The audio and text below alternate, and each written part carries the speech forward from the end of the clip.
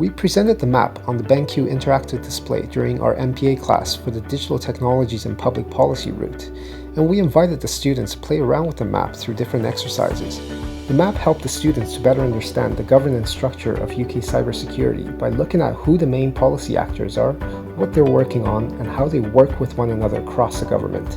And what you notice when you use the map is that there's so many different types of players within another player, so it's really a great way to sort of visualize what kind of stakeholders are involved and if they're working with policy questions or law enforcement or any other types of issues.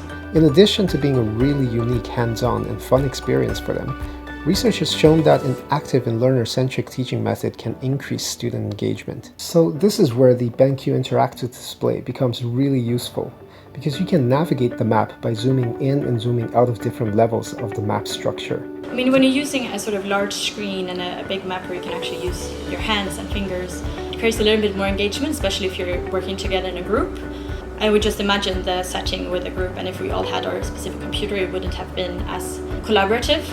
So that's very, very key when doing sort of group project, I think. I would definitely recommend it specifically for group assignments, as it sort of creates this dynamic and collaborative environment naturally. People want to sort of click on the screen and have a little go at identifying different areas. So I think it's perfect for group settings.